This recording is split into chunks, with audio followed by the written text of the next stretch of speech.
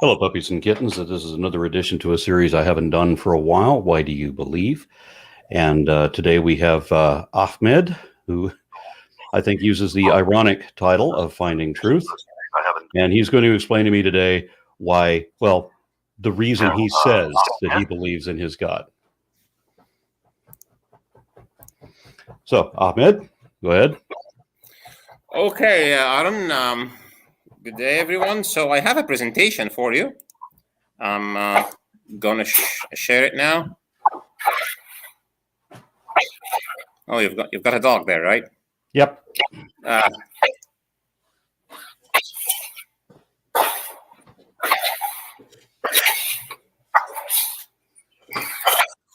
Okay, so there's some sort of issue with sharing.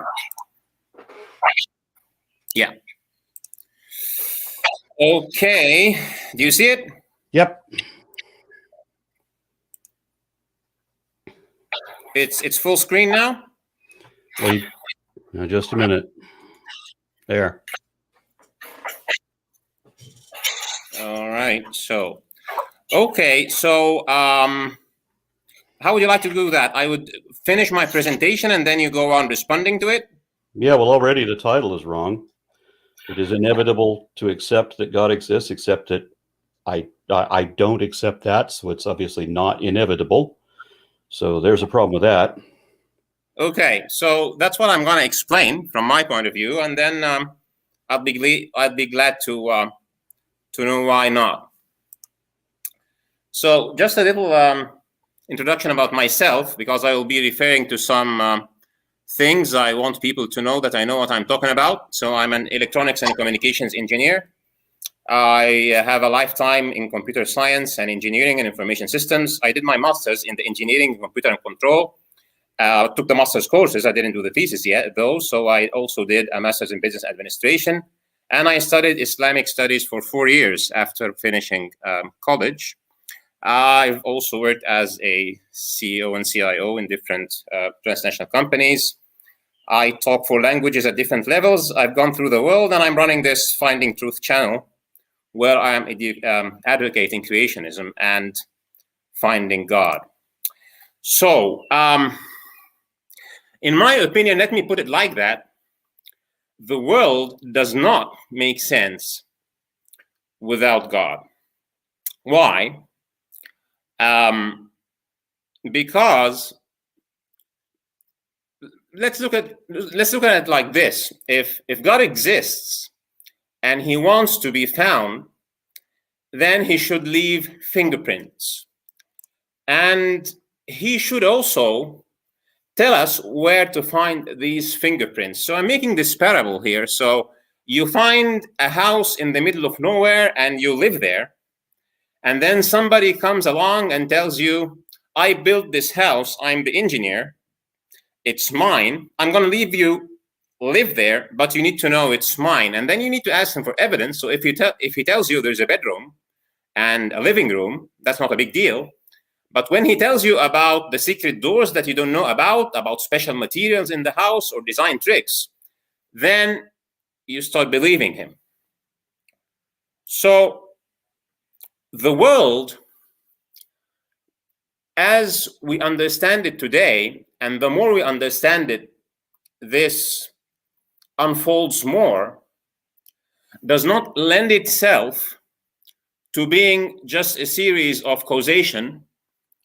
It is engineered in a way that says that it is intentional to be engineered this way. I'm going to give some things, some examples from physics.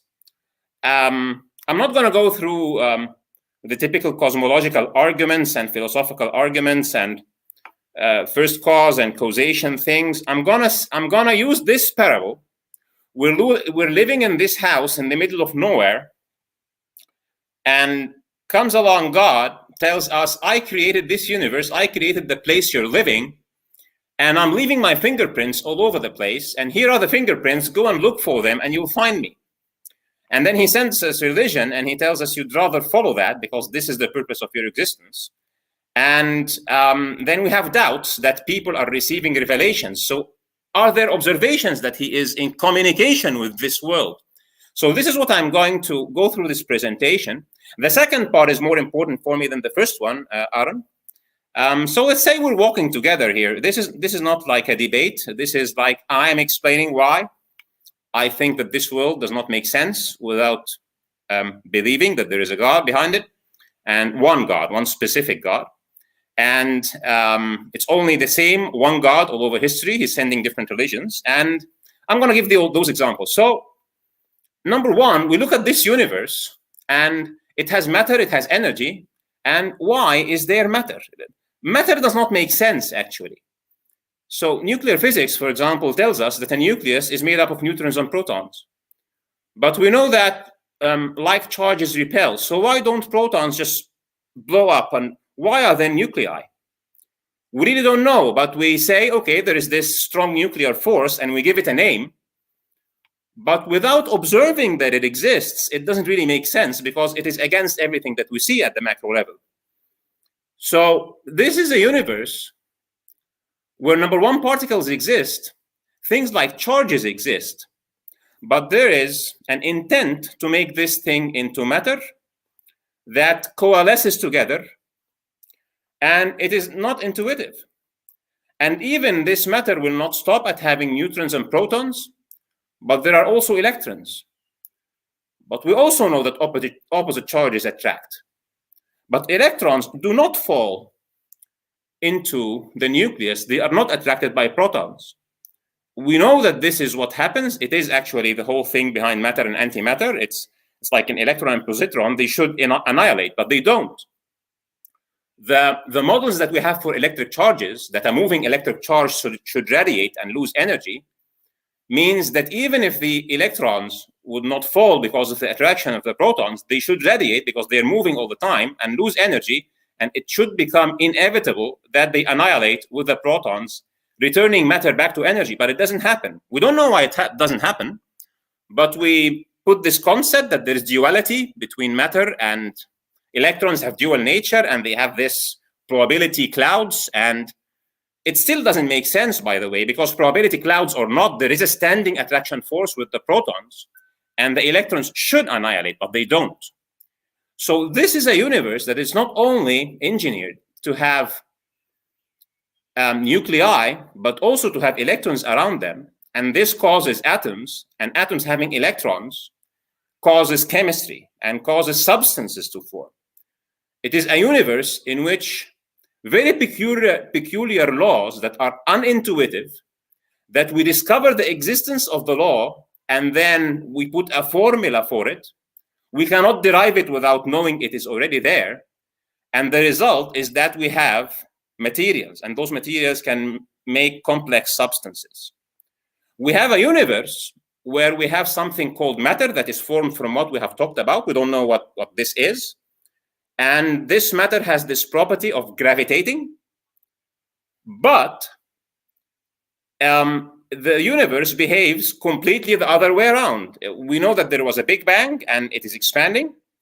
And what should happen because of gravitation is that it should slow down and start collapsing, but it doesn't. It accelerates, and it accelerates with increasing rates.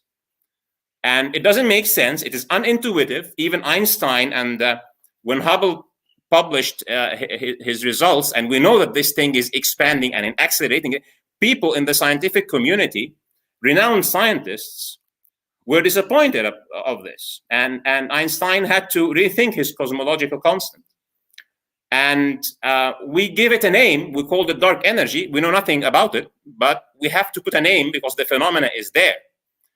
And this just goes on. This universe has these fingerprints. So why do I think this is evidence for anything? It is because the engineer who came to me to tell me I built this house says this verse in his revelation, says وَالسَّمَاءَ بَنَيْنَاهَا بِأَيْدٍ وَإِنَّا لَمُوسِعُونَ, and the heavens we created with power, and we are indeed expanding. And he sent this verse 1400 years ago to people who knew nothing about the expansion of the universe. So they thought maybe he just means it's wide. But we grow and we understand, and the more we understand, the more we see the fingerprints, because he says, سنريهم آياتنا في الآفاق وفي أنفسهم حتى يتبين لهم الحق. We will show them our signs at the horizons and within themselves until they know that it is the truth. And the more we go to the horizons, to the frontiers of science, we see his fingerprints. We see that he says, أولم يرى الذين I'm not going to mention the Big Bang, but even the Big Bang, he says that أولم يرى الذين كفروا أن السماوات والأرض كانتا رتقا ففتقناهما. Did the disbelievers not see that the heavens and the earth were collapsed together, so we set them apart? So he says something that we have just discovered 50 years ago, and then he talks about the expansion in a simple language. So even the simple people that it was revealed to would accept it. But the more we go into deeper knowledge, we find his fingerprints. And those fingerprints are showing us the secret doors, the places that we would not have known in the house just by looking at the surface. But he knows. And he is telling us, go on and learn and research, and you will find it. And the more we know, the more we find it. He says, إن الله يمسك السماوات والأرض أن تزولا ولئن زالتا إن أمسكهما من أحد من بعده. Indeed, Allah prevents, in other words, the heavens and the earth from collapsing or vanishing or being destroyed. Should they were to collapse, none could hold them after him. And this is what we see at the smallest level. We see that matter does not make sense to exist because nuclei should blow up. We make up those ideas about gluon fields and gluon particles and this and that to explain why a nucleus exists, but we're just making this up because the phenomena is already there, and we're making other explanations for why electrons are there. But at the smallest level, matter should not exist. And my explanation, when God in the cosmic level talks about al-ard, he means matter, not this specific earth. And we know that the sky, our sky, should either not be there altogether or collapse. And it is not collapsing. And we just give that a name. But he says that without me, it doesn't mean that he is going into each atom and preventing it. He has put the controls and those strange phenomena that we find in physics, so that the very fabric of matter and the very fabric of space-time does not collapse. And he says that this is not intuitive. Find me there, and we find him there. Even when we look at stars, and it is something that makes me really annoyed when I watch science, because stars and stars, gas came together. Gas does not come together. Which law of gases, which law of idea, or even gases says that? Our theories is that after inflation, hydrogen and little helium formed, and hydrogen does not self-gravity. This is nonsense. It doesn't happen. If you have a container and you expand the container, the gas will just expand. This is what gases do. It doesn't make a difference how much gas you have. We have space-time that is expanding, very hot gas that's filling the whole place. It should expand. It shouldn't collapse on its own and form stars. It is against our science, but it happened. And he also gives us this sign. He says in Surah Fussilat, ثُمَّ اسْتَوَى إِلَى السَّمَاءِ وَهِيَ دُخَانٌ. And then he directed himself to the sky when it was smoke. He's saying this 1400 years ago. The sky, when he says as-sama, he means this dunya, this observable universe. It was smoke. Why would anybody say that 1400 years ago? Why would anybody say the sky was smoke? And said to it and to the earth, come willingly or by compulsion. They said, we have come willingly. And then the next ayah is verse, it's demarcation of to read the Quran in a proper way. He says, فَقَضَاهُنَّ سَبْعَ سَمَاوَاتٍ فِي يَوْمَيْنِ وَأَوْحَى فِي كُلِّ سَمَاءٍ أَمْرَهَا وَزَيَّنَّا السَّمَاءَ الدُّنْيَا بِمَصَابِيحَ وَحِفْظًا. And then it means, after this state of smoke, he created those lamps, which is typically signifies stars in the Quran. So after the smoke came the stars, and it needed his intervention. It needs that he ordains things. If things were left the way they are, gas would not coalesce. It will not collapse on itself. And if you or the audience would do some research, there is a real problem in science about the formation of the first stars. Nobody's talking about it, I don't know why, but it is there. It is an unsolved issue. Will it be solved? Maybe. But the more we look into this, that the universe, it will happen. It will be something like the dark energy or the strong nuclear force or the dual nature of the electron, names that we put on things that have no meaning except that we found this thing and we're giving it a name. Maybe we'll find something that will give it a name. It doesn't provide an explanation. It doesn't relate to realism. It relates to pragmatism. It relates to being able to do predictions based on what we already see. But he told us this 1400 years ago. The sky was smoke. Your sky was smoke.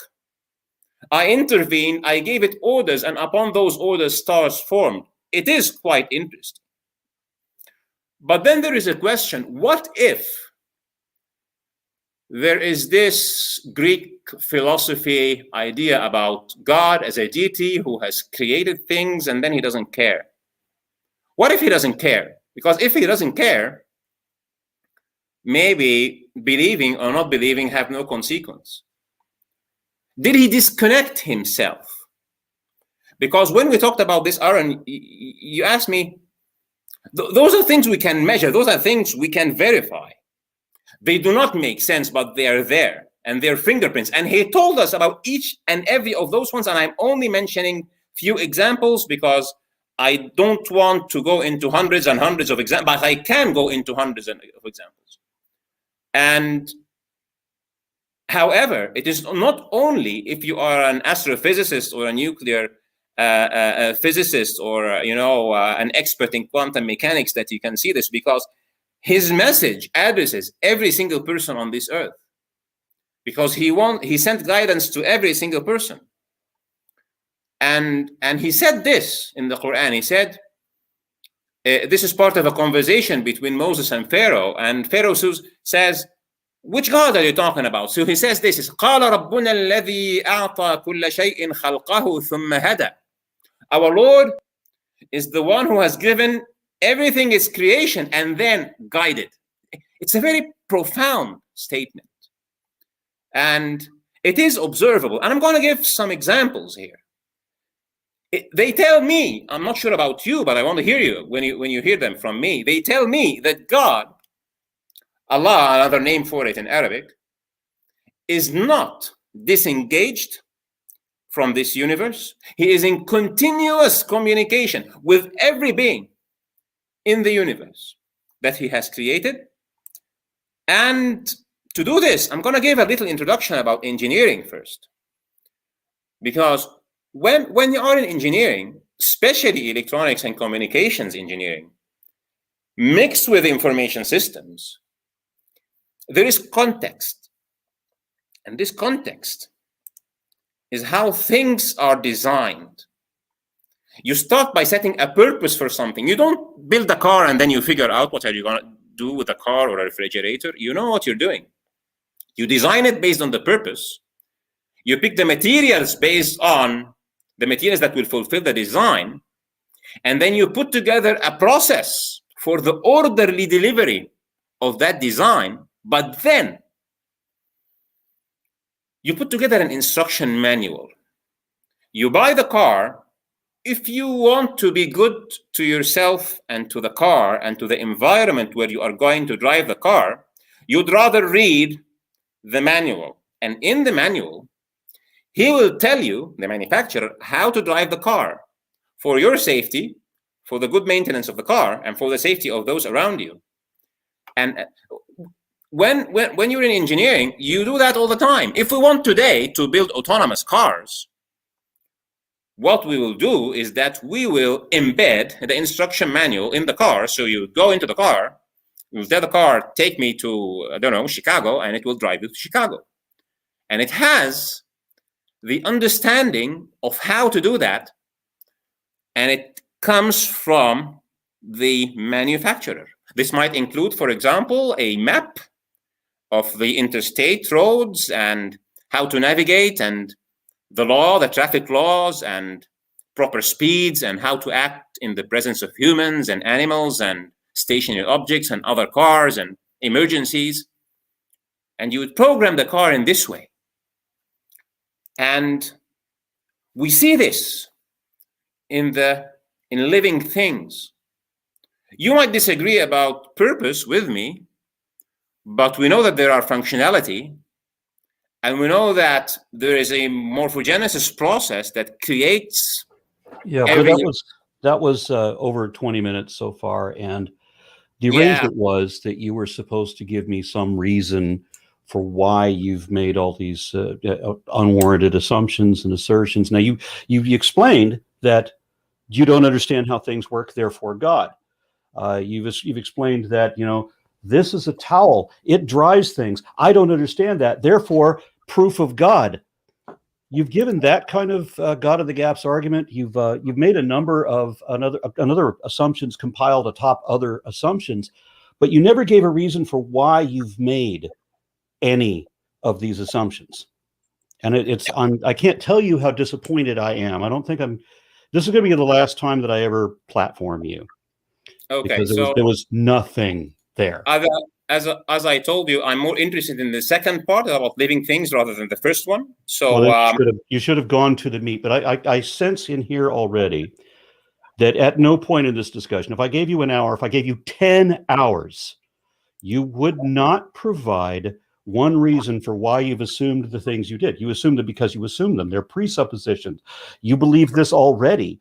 You think the universe doesn't make sense except if there's a God. I have exactly the opposite opinion. When I believed in God, the universe did not make sense. It wasn't until I realized that God is fictitious that the universe made sense again. And so that's where we're at. Okay, so you don't understand certain things about science, and so you want to say that they're God, and you've got some things wrong about science, and so you think that's God too. You thought that hydrogen didn't have atomic mass, that it doesn't self-gravity. Arguments from ignorance, from incredulity, and the assumption that a thing exists, therefore God. These are all like the question-begging fallacy and circular reasoning, in other words. So you've got nothing. These are just, I told you before we had this conversation that you were going to give the same logical fallacies that every believer does. I was hoping that you would present an argument that would be worthy of discussion, but you didn't. You said that the books that men wrote was actually written by God. You're completely wrong. That God didn't say anything really, but even if we were to pretend that the Quran was written by God instead of by the multiple men that wrote it, God didn't say the things that you say it said. God was not speaking in the Hebrew Bible. God was not the one talking in the Christian New Testament. And these are the things that the Quran is based on mostly. And God is not talking in the Quran either. God was the character of the Quran actually is talking from all of the limitations and errors, the scientific ignorance and errors of the Middle Ages. So you can't claim this divine wisdom. There's nothing in the Quran, not one thing, that was a revelation of things that were not yet understood, because people at that time didn't know that this is a revelation of things that are not yet understood. You're retrofitting, and that's all you're doing. You're saying, well, if the line that says that he spread out the heavens, meaning the way that it was understood at that time was that he's spreading out a flat map on a disc-shaped table, and he puts mountains on top of the map as placeholders, because this is what the Quran describes. And then you put a glass dome over it, because this is the concept that originally came from the Hebrew Bible. This is what people believed all over Asia at that time. In fact, they believed in this glass dome called the firmament. Christians today can't explain what a firmament is. They have to make up all kinds of excuses for it, but that's what it was. It was understood to be this glass dome that had windows in it that would let the rain in. So the Quran is written from that perspective, and it makes sense from that perspective. But when you said that he spread out, and there was another one, there was a myth of Mithras, where he would lay his cloak over the firmament, and his cloak had the stars in it. Now, this is just a fanciful story. People weren't meant to take it literally and believe it, but that's what it was. So he laid the cloak out. He stretches out the heavens like a tent. That's the way it is described, I think, in the Old Testament as well. So from that context, it makes sense. But when you say stretch out the heavens over the sermon, and you think, okay, well, the universe is expanding. Proof of the Quran is written by Allah. No, it's not. It's you're misunderstanding it. You're misunderstanding it a completely different way. It was understood that way then, made no revelations. God is not talking. Even if there was a God, evolution would still be a verifiable fact of fossils, phylogeny, and genetics. And I know you dismiss that because you don't understand science and you don't want to. When I give you proof that mutations are the source of new information in the genome, you deny that. You deny evidence. So I wish you would stop using the name Finding Truth, because you are doing everything you can to evade truth. You want nothing to do with truth. You want to believe something else instead. Even if there really was a God, all of the scriptures, the Bhagavad Gita, the Hebrew Bible, the Quran, the Kitab-i-Aqdas, all of the scriptures that men have written for their various gods would all be man-made mythology. Every one of them written by men. The reason that they all contradict themselves, the reason they contradict each other, the reason they have contradictions within them, the reason the Quran has so many abrogations is because it's written by people who don't know what they're talking about, who keep changing their mind and keep changing the message over and over again. That's what every scripture does. That's what they all do. Now, I think I can't think of any. There's no reason to continue this conversation. You've got nothing. Okay, let me respond to that. So it is not God of the gaps, because what I told you is that we are going to look at observations around us and see if those observations have been predicted or not by the one who has built the house. But you're not doing that. Yeah. You're misunderstanding folklore. Stories that were written down by men. You are reinterpreting them to pretend that this is what it really meant. It was misunderstood for 1,400 years, but this is what it really meant all that time. You said that God is in continuous communication with everyone on earth, except that he has utterly failed all of that communication with the vast majority of everyone on earth. There's only, if you were right, if Islam was right, then you would be a tiny minority of all of the people who qualify as infidels. That's almost all of us. So God failed not just with everybody but your sect of Muslims, not just with all of them, and probably a whole bunch of Muslims too. Not only did he fail all of them, including a bunch of Muslims, he failed all people all over time. Everybody who ever lived before the 7th century are all misled. They all died without this knowledge. They all died believing in the same heroes that you do from the Hebrew Bible and all that. Rest, they're still going to go to the hell that your religion made up. Well, your religion didn't make it up. You stole it from what other people had made up previously. But there is no truth to it. None of it.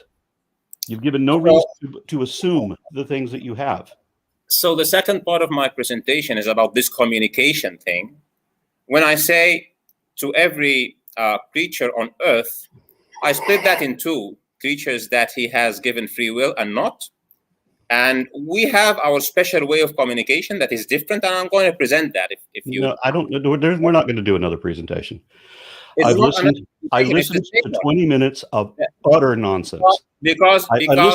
I listened to ignorance. I listened to falsehoods. You said things like hydrogen doesn't have gravity. Yeah, I listened to falsehoods. I listened to falsehoods and nonsense. We're not going to do another presentation. You will present your singular fact one at a time if you've got any, and we'll talk about the one-on-one. Aron, you have misrepresented. I didn't say that hydrogen does not have gravity. I said that gases do not self-gravitate, and there is a big difference. You specifically said hydrogen. I specifically because it's a gas. So when you say self-gravitate, hydrogen as a gas does not self-gravitate, and this is equally correct for any other gas. Gravitate? When you say gravitate, what are you meaning by that? Because I'm thinking that you're saying that it doesn't have gravity. I mean by that, when you put a gas into a container, it will not lump together in the middle. Okay, well that's very different than understanding that hydrogen has gravity. I had an illustration there. So, and when you expand the container, it will expand to fill the container, like gases do. But if you have a liquid, it will it will fall to the bottom or fall together. If you have a liquid in space, it will lump together in a sphere, but gases do not do that. The sun? Yeah, but the sun is already formed. So what the slide was, so it can't form because it's already formed. It was about the formation of the first stars, and if you go to the study of hydrogen the formed formation into a sun, but we can't count that because it's hydrogen formed into a sun. It already formed. No, so that means that hydrogen doesn't form. The slide was about the formation of the first stars, where the universe only had hydrogen and little helium. Okay. And our current understanding of gases says that the formation of stars is not possible under those conditions. Okay, so all the things that the Quran got wrong would be and then I put together an ayah that says that at the smoke state of the universe, there was an intervention from God that has caused the stars to form. You have to give a reason behind the assertions. You can't just say that it is and that make it is. I mean, doesn't make it come true. A reason behind what? These are I'm telling you facts according to our best knowledge. You're not. You're not. What is not? You're not saying anything that is simultaneously true and indicative of your position. If it's true, it has nothing to do with your position. And if it does indicate your position, it's a statement that wasn't true. You can't do both. Show me something that is both true and indicative of your position. I showed you something that it's true. Which is properties of gases, properties of charges, not indicative of your position. How is it not relevant to my position when I am showing you quotations from so we have two. Let's be inappropriately generous here and pretend that we both have hypotheses. We don't have. I have a hypothesis, or science has, reality has a hypothesis. You don't. Religion doesn't. Science says, well, these things happen because of these reasons, and these are the things we can explore. And religion says, I don't know, therefore magic. It doesn't say that. So you say a thing happens, therefore God. It doesn't say that. It says, go and learn and research and find the best of your scientific knowledge possible. And this will lead you. Where does it say that? And this will lead you to find God. Where does it say that? I quoted already one example in my presentation. Where does the Quran say that? So I gave one example in my presentation. Therefore, you could repeat that one example and give me the chapter and verse where the Quran says that. But you cut me off whenever I want to say it. Say it. Yeah. I'll give you 30 seconds of empty air while I listen, hand to ear, for you to tell me the chapter and verse where the Quran says to go out and test it yourself. So I said the verse, سَنُرِيهِمْ آيَاتِنَا فِي الْآفَاقِ I can show it to you on the presentation. It has the number and everything. So let me go to I don't remember. I don't memorize numbers. Then go through your presentation and find me where the Quran says to go and investigate yourself. Because what I read in every single surah is you better believe or else. It doesn't matter what the reason is. As a matter of fact, God is the reason. God decides who's going to believe and who's not going to believe. We don't even have a choice in that. We have absolutely no free will in the Quran. God decides who believes and who doesn't. He closed my eyes and clothed my ears so that I would not know the truth. So it is Surah Fussilat, which is 41, and the ayah is 54. And I can give you other examples. I don't need other examples. If that was your best one, then we'll check that. Okay. So I wanted to talk about this thing about God communicating, because this is something that is observable. So if you'd let me do that, please. This is something that is not observable. It is. It's never happened. This is what my presentation is about. So, and this is the part that it's never happened. It's not. Tell me a time. Give me a citation when God communicating with someone was observable. Give me an instance in how that is observable. How can it be falsifiable also? Because if it's observable, then we have to know whether it's we have to know whether there's some truth to it, and then we also have to be able to show it that it's wrong if it is. So how do we do that? I'm going to present to you that it is ubiquitously available around us that God is communicating with other creatures, and He is communicating with us through revelation. This is His choice. Well, it's ubiquitous that none of that is happening. Okay, that's what we know. It's not observed, not happening, and if it was, He's utterly failed. And the Quran even says that he's utterly failed. He deliberately failed with me. He closed my eyes and clothed my ears. It says that the Quran says that he chose not to communicate with me at all. But you say it doesn't say that. It doesn't say that. So I highlighted it in several other times too. Maybe highlighted what? Maybe, Aron, the whole problem is when someone like me wants to give you a complete argument and tell you how he's communicating, you don't want to listen, and then you blame him for it. Is that fair? I gave you 20 minutes. You floundered foolishly. Yeah, but you told me nothing but nonsense, we unsupported assertions and assumptions. No, assumptions based only on other assumptions. You gave me nothing. And then you accuse me of not letting you speak for 20 minutes. Aron, we agreed that you are going to listen for an hour. And No. I said I would give you an hour to make your case, but this is as a conversation. We specified this is not a debate. This is not a presentation. This is not a one-sided communication. You know what else this is? This is done. We are done. This is not done because you have not listened to what I wanted to say. I can say it in 10 minutes and you can call it done. I'm going to give you one more minute to produce something valuable. It's gonna take 10 minutes because I don't want to spoil it. Well, then we don't have 10 minutes. We're done. It's up to you, but you don't. It's not a matter of giving the presentation or not, Aron. It is a matter of what you're doing. What you're doing is God is not letting me hear. God is closing my heart. God is closing my ears. God is closing my eyes. That's according to your fairy tale, not mine. No, it is not according to the book and not to anything, and it's not a fairy tale because it is according to the man-made mythology that you worship. Yeah, because God closed my eyes and clothed my ears. God decides who's going to believe and who doesn't.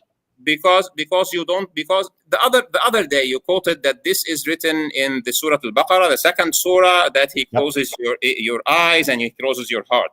But did you read the ayah? Did you read the ayah in full? Of course. No. Did you read the first 3 or 4 words in the ayah? Yes, of course. It says this: "Inna alladhina kafaru sawa'un alayhim." Do you know what's the meaning of kafir that you have written on your T-shirt? What's the meaning of this word? So it has more meaning than that. So the ayah that you refer to starts like this: "Inna alladhina kafaru," the disbelievers in the common word, but the word kafir means somebody who covers. Even there is, it looks like the word. We had this conversation with a number of Arabic speakers, and they said that in different dialects in different areas there are other intonations, but universally, globally, it means anybody who does not believe in Islam specifically. So that would include the Jews and the Christians and the Hindus and the Sikhs. They are all kafirs. Let me explain this to you linguistically, please. Because you are blaming something on God that is your free will. And I don't blame anything on imaginary beings who can't have been at fault. You are saying that God says that he intentionally. No, I'm not. I'm saying that men pretending to speak to God wrote a bunch of nonsense. You are saying that the book that I believe in says that it is God who is closing your eyes and heart, but you are misreading the ayah because it starts by "Inna alladhina kafaru." Surely the kafirs, the disbelievers, but the meaning of the root of the word is coming from kafara, which is cover, which is denial, which is you covering the evidence, which you are looking the other way from the evidence. Anybody who doesn't believe in Islam, so every non-Muslim. Let me please complete this point because you raise it many times. When your typical attitude is that when somebody is presenting evidence for you, you look the other side. You look the other side. No, I look at the facts that do not indicate their position and therefore do not qualify as evidence. And then I listen to the arguments instead of evidence. And I listen to the philosophical perspectives that don't imply what they want to believe. I listen to all kinds of arguments, all kinds of presentations, none of which ever qualify as a valid reason to believe what you do. Can you tell me, please, how beavers know how to build dams? Can you tell me how bees know how to build evolution? Obviously. Sorry? Instincts provided by evolution, obviously. Where are instincts written? Where in the DNA of a bee is a hexagonal structure in its house written? Where in the DNA of a crocodile and a bird that cleans his teeth is this symbiotic relation prescribed? You'd have to talk to somebody who specializes in the genetics of bees genetics it is of there. bees and genetics of Okay. any living creature. Where in the genetics of birds is there a map of Earth? Okay, do they once know- again, how- you'd have to talk to somebody how- who specifies in how- genetics how- of how- birds, How do but they it know? is there. No, it is not there. It is Okay, we're not done. there, Aaron. We're Where, done. where is the map of I'm the closing globe? this Where is the map in of the globe seconds. written? I will give you 1 minute to make your final statements, and then we are done. I am summarizing what is in the presentation. Every creature around you, an ant that engineers an ant house, including ventilation, including impeccable structure, is it written also in its DNA? Okay. Bees have these codes to dance and give signals to each other. Where is it written? Because in the Quran, it says that he has given revelation to the bees, that he is guiding the creatures, which is exactly the ayah that it started with.